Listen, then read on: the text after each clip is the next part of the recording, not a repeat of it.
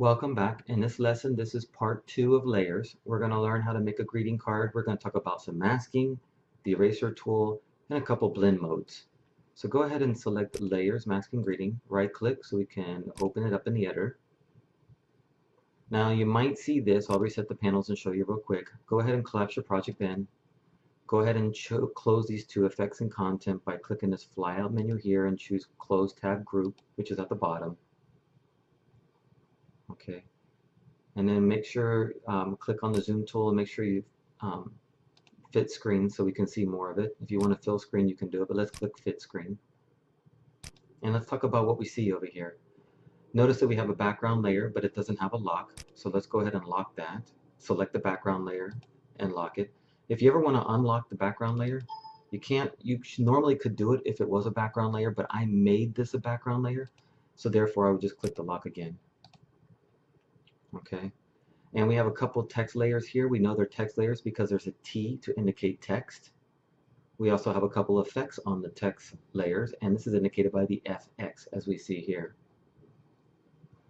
Now, we also have two text layers, but we can't see them. We can't see them because remember, the name me takes precedence over the other layers. So in order to move this to the top, I can do this either one of two ways. I can drag it to the top, as I just did there, or drag it back. Or I can click the arrange tool or the arrange icon here and then click bring to front, and that will bring the word holidays to the front. Now I have another layer called name me, and we need to bring that to the front. So I can again move that to the top, or I can come over here and right click, but it doesn't work because now it says send backwards or send to the back, but I need it to come forward. So let me select it again and try this again. Now it's not working again. This can happen sometimes, and I wanted you to be aware of this. In order to get around that, yes, you can do the arrange icon. Yes, you can move the layer up, but you could also lock layers. So if I lock, select the layer, choose a lock icon, select name me, choose a lock icon. And now when I choose name me, it will select it because the other two layers below it are locked and I cannot select them, which allows me to bring this to the front and allows me to move it up. But we can also see that this layer is backwards. So we need to go to Image, Rotate, Flip Layer Horizontally so that we can see the word Happy Holidays together. So let's go ahead and rename this layer. Remember, I told you in the previous tutorial you can do it this way by double-clicking on the name. But you can also go to Layer, Rename Layer, and we'll call it Happy, of course, and then press Enter. And there's also another one called Name Me, so we'll just double click this and call it Lady. You can rename a layer even though it's locked. Let's go ahead and unlock the layers. So you have to select the layer, select the lock to take off the lock. We'll leave the background locked, no problem. And I like Happy Holidays, and I want to make sure that when I move one, I can move them both at the same time. In order to do that, we select Happy, Shift, click Holidays, and then choose the link icon, which links them together, which the bounding boxes are now around both, to which I can move them around. Now go ahead and select the lady layer, and we'll move this to the right bottom. And let's move the Happy Holidays out of the way just a little bit more. Go ahead and select the lady again, and because we have auto select, you can just select it here. I'm just used to selecting the layer sometimes. And we're going to introduce you to the eraser tool. The eraser tool is right here. Shortcut E, go ahead and select it, and you notice they have the same kind of settings as the brush tool and the pencil. Clicking on the right bracket so we can increase the brush size. There we go. And what the eraser tool does, it erases the layer. So if I wanted just this lady and I don't want this black background, I can just erase this. But the problem with the eraser tool is it's damaging.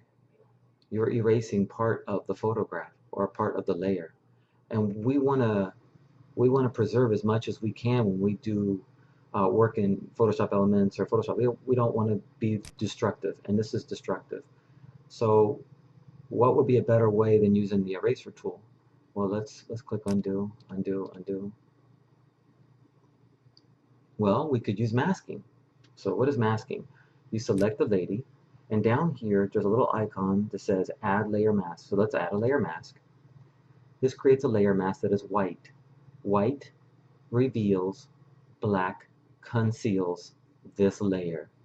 Okay, so white reveals, black conceals this layer. You can only paint on the mask black, white, or shades of gray. Black, white, or shades of gray. And it only affects the layer that it's on. Okay, so let's explain this. So if I wanted to erase the black, I would select my paintbrush. I would hit D for default, and then X to change this. Okay, so now that we have black as the foreground color, we want to make sure that the mask is selected. If it's not selected and we go over here and start painting, we're just going to paint black. See, that's not good. That's how you know you messed up. To make sure the mask is selected, make sure that the border is around the mask. Now we see that it's white, and we know that black conceals. So when I paint over this, I'm concealing this black so I can show you what's underneath this layer. Does that make sense? So black conceals what's on this layer so you can see what's underneath. Now you can start to see the power of masking.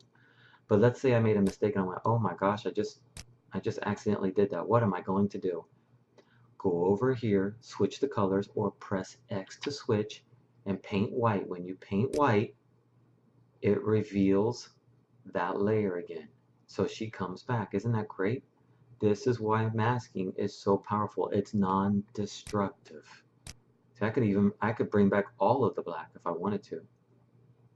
Okay. So now we understand masking a little, and in later tutorials I'll explain this even more. There's also another way we can do this. So let's go ahead and delete the mask. So we're going to select the mask and we're going to drag it to the trash can here. It's going to ask you to delete it.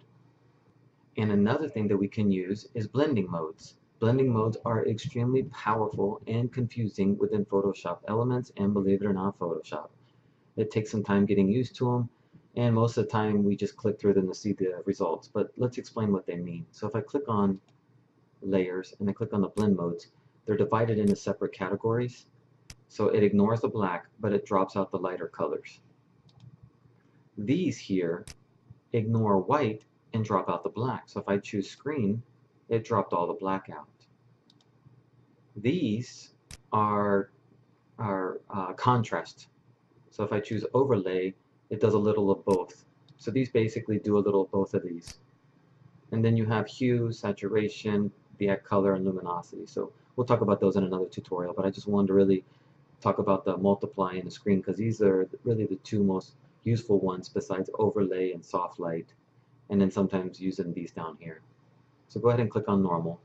So we saw, well, what blend mode would ignore the whites but drop out the blacks. And we saw that that was screen, because screen makes things lighter, right? So screen ignored the whites and dropped out the blacks. So now she blends in better with the background. Isn't that great?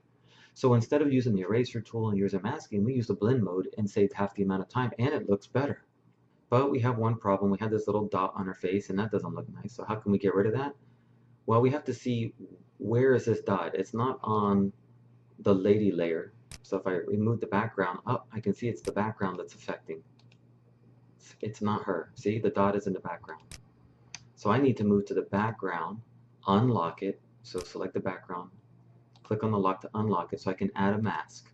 When I add a mask, remember we can paint in white, black, or shades of gray. If I need to remove this, I need to paint with black to conceal this dot from her face. So I select my brush tool, I make sure the black is selected. If it isn't, I can switch it, or press X, or press D for default. Okay. And when I press right here, instantly the dot is gone, and we can see the black over here. If I wanted to remove this, I could also. So there we have our greeting card. Now that I've created this greeting card, maybe I want to save it. And when I save it, I want to make sure when I go File, Save As. I don't like Save because I don't know where it's going half the time. I like Save As because I know exactly where it's going. It shows me where it's going. And we always want to make sure that our format is PSD or PDD because these formats allow layers. If you choose JPEG or you choose GIF, you can't have layers. So then you can't include them. So let's say, for example, you didn't believe me, so let's choose, I want to save this as a JPEG. So we choose JPEG. Look, you can't see, file must be saved as a copy with this selection. So see the layers, we can't save as layers. Well, let's try GIF. Let's see if we even offer GIF here. There we go, the GIF. See, can't save as layers. So we have to select one. It's either Photoshop, or we can choose, if I'm right, where PDF. PDF is another one that we can choose. Okay, so make sure you always choose the right format.